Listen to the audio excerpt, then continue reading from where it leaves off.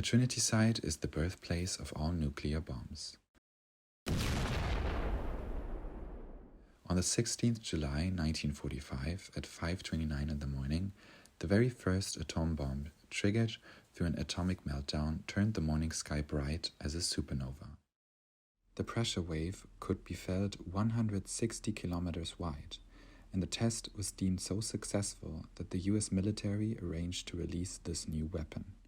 It was a strategic move aimed at reshuffling the deck in the midst of the ongoing Second World War.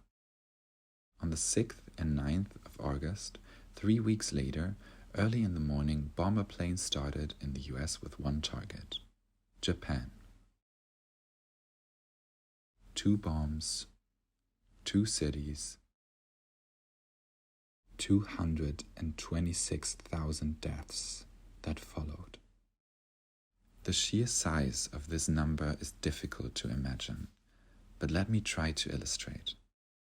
These are 1,000 people, times 226, all killed by one reaction that was triggered by one test in the desert of New Mexico. This connection between these two places was the foundation of my work and sparked different ideas that I brainstormed.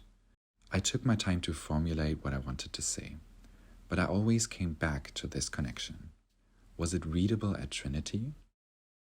In 1965, the US Army marked Ground Zero with an obelisk.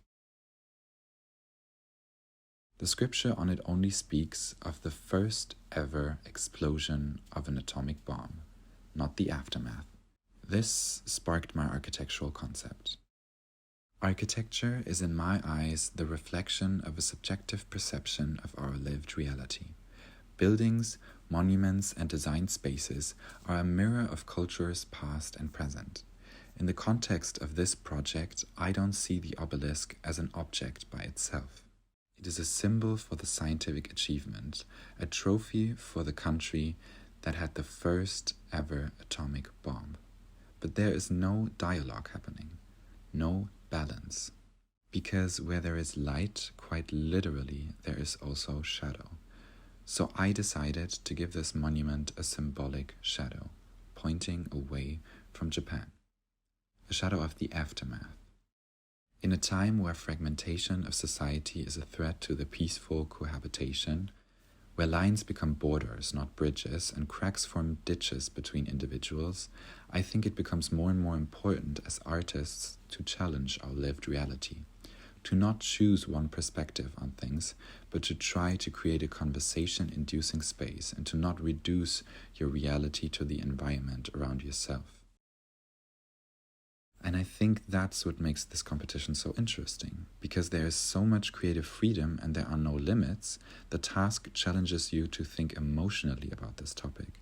At least that's what it did for me. It gives you the freedom to pinpoint cracks and exaggerate them to the point where the translation between different perceptions becomes clear.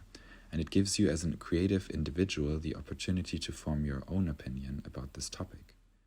And I think that's so important. I, as an architect, am creating spaces for people, so my opinion about certain topics are crucial to the way I design and create.